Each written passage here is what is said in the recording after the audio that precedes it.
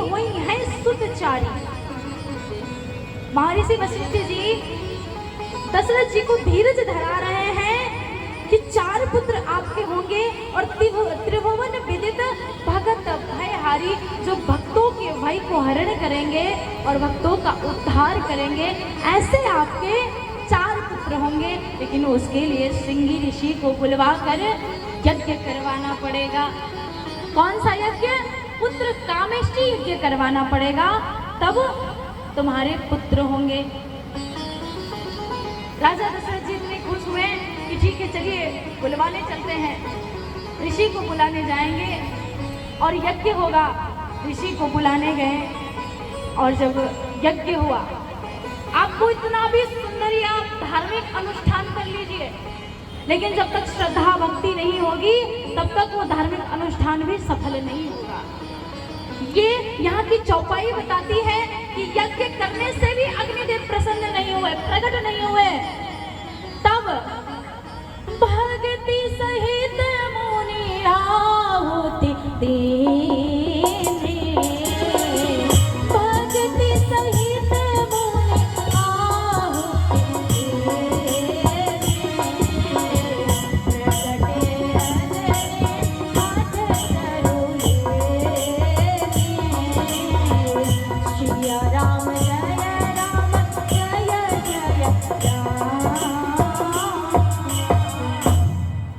भक्ति सहित मुनि आहुति दे दिया।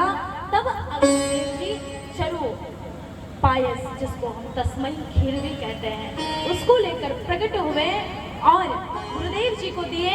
कहे कि इसको राजन को दे दो, सारी पत्नियों को थोड़ा थोड़ा करके खिला देंगे।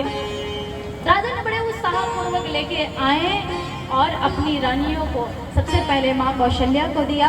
कौशल्या को अपने हाथों से खिलाया। माँ कौशल्या ने जब खाया तो उसके अर्धभाग को फिर से 2 टुकड़ों में किया और केकई को दिया। मैया केकई ने खाया, उसका जो अर्धभाग बचा उसके भी 2 भाग करके माता केकई जी और माँ कौशल्या ने बड़े ही प्रेम सहित मैया सुमित्रा जी को एक हाथों से दोनों लोगों ने खिलाया।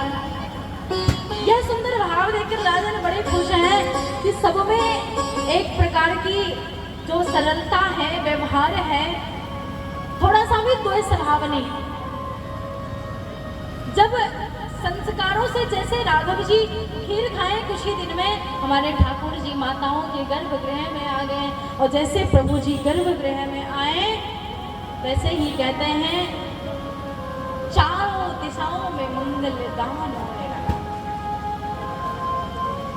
भगवान कहते हैं बच्चे 9 महीने में आते हैं माँ गर्भ से पृथ्वी के लोगों के, लेकिन भगवान का जन्म 12 महीने के बाद हुआ। और भी कब? जोग लगन ग्रह वार तिथि, जोग लगन ग्रह वार तिथि सकल भये अनुकूल। जब सब एक समान अनुकूल हो गए तब कहते हैं प्रभु जी चर अरु अचर हर्ष जुत राम जन्म सुख मोल। कब भगवान जी का जन्म हुआ था? कोई बताए हमें? राम जी का जन्म कब हुआ? जी लिखते हैं 9वीं तिथि मधु मास पुनीता,